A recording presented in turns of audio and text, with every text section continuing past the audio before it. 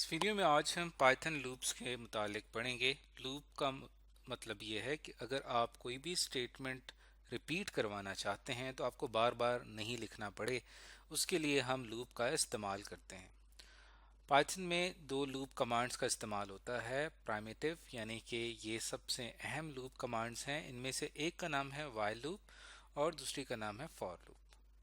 सबसे पहले हम वाइल लूप के मुतालिक पढ़ेंगे। वाइल लूप में हम क्या कर सकते हैं कि हम कुछ सेट ऑफ स्टेटमेंट या एक सिंगल स्टेटमेंट को रिपीट करवा सकते हैं जब तक कि हमारी कंडीशन ट्रू रहती है।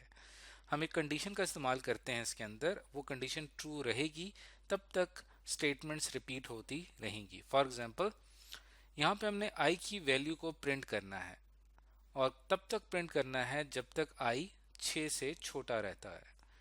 I इज इक्वल टू 1, फिर है while I is less than 6, फिर हमने while लिखना है और यहाँ हमने कंडीशन का इस्तेमाल करना है। और कंडीशन हमारी क्या है कि हम I की वैल्यू को चेक कर रहे हैं कि वो 6 से छोटी होनी चाहिए, 6 से स्मॉल होनी चाहिए। तो चूंकि I की वैल्यू 1 है और 1 जो है वो 6 से स्मॉल है, इसका मतलब ये हुआ कि कंडीशन ट्रू होगी और फिर I जो होगा वो प्रिंट हो जाएगा, यानी 1 प्रिंट होगा। फिर उसके नीचे ही यहाँ पे हमने एक इंक्रीमेंट ऑपरेटर का इस्तेमाल किया है, यानी कि प्लस का। आई में एक का इजाफा हो जाएगा। आई की वैल्यू कितनी थी 1, जब एक का इजाफा होगा तो आई की न्यू वैल्यू हो जाएगी 2 और फिर इस असाइनमेंट ऑपरेटर, ये जो आपको इक्वल नजर आ रहा है, इससे वो वैल्यू आई को असाइन हो जाएगी, यानी आई की वैल्यू हो जाएगी फिर 2।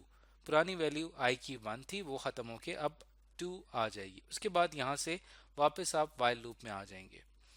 तो इसको अब हम प्रैक्टिकली करके देखेंगे तो हमें बात समझ में आएगी।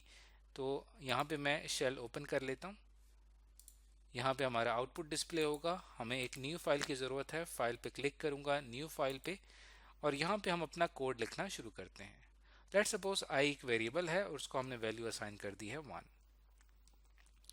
और इसके बाद हम यहाँ पे इस्तेमाल करते हैं व्हाइल लूप का, और फिर हम यहाँ पे कंडीशन इस्तेमाल करेंगे। आई इज़ लेस देन 6, ये हमारी कंडीशन है।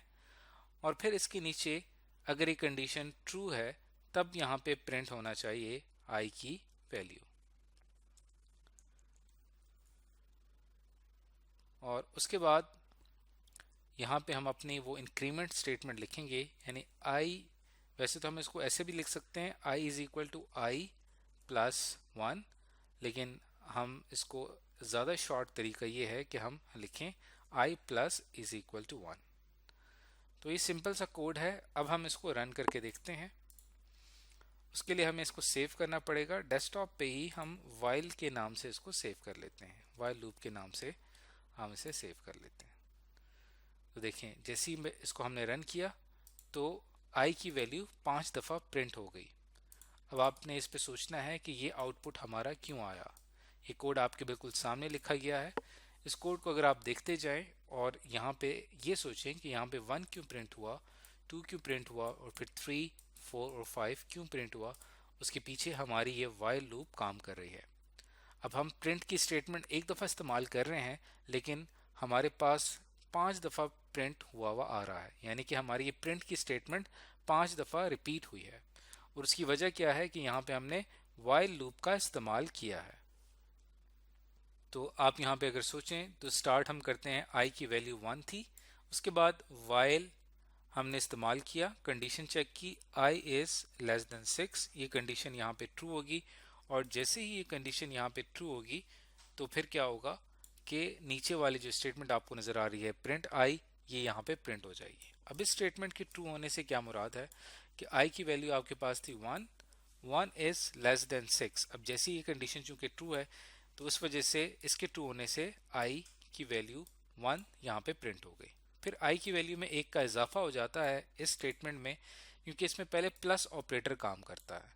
आई की वैल्यू में एक का इजाफा होगा, यानी आई की वैल्यू 2 हो जाएगी और फिर इक्वल ऑपरेटर से, असाइनमेंट ऑपरेटर से वो आई को असाइन हो जाएगी। अब आपने पुरानी वैल्यू 1 भूल जाना है। यहाँ से कंट्रोल वापस वाइल की तरफ आ जाएगा और फिर यहाँ पे कंडीशन चेक होगी। अब जो कंडीशन चेक हो रही है उसमें आई की वैल्यू 2 है, 2 इज लेस देन 6, कंडीशन हमारी ट्रू हो जाएगी क्योंकि 2 जो होता है वो 6 से छोटा होता है। और फिर से ये प्रिंट की स्टेटमेंट रिपीट होगी और प्रिंट आई आ जाएगा, और आई की वैल्यू चूंकि 2 थी इसीलिए अब यहाँ पे 2 प्रिंट हो गया। इसी तरह आई की वैल्यू में 1 का इजाफा होगा 3, और फिर 3 प्रिंट हो जाएगा। फिर आई की वैल्यू में 1 का इजाफा होगा 4 प्रिंट होगा, और फिर आई की वैल्यू में 1 का इजाफा होगा और फिर 5 प्रिंट होगा। लेकिन एक वक्त आएगा कि आई की वैल्यू में जब 1 का इजाफा होगा तो आई की वैल्यू हो जाएगी 6। फिर जब हम यहाँ पे कंडीशन अप्लाई करेंगे तो 6 इज लेस देन 6, यहाँ पे कंडीशन हमारी फॉल्स हो जाएगी और हमारी लूप यहाँ पे आके ब्रेक कर जाएगी।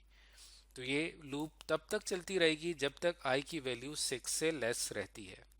तो ये हमारे पास सिंपल वाइल लूप है जो कि पाइथन में हम इस्तेमाल करते हैं। तो आज की इस वीडियो के अंदर हमने वाइल लूप के मुतालिक एक बहुत ही बुनियादी सा एक प्रोग्राम बनाया है।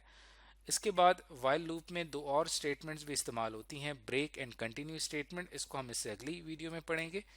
इस वीडियो में हमने सीखा वाइल लूप का इस्तेमाल पाइथन में।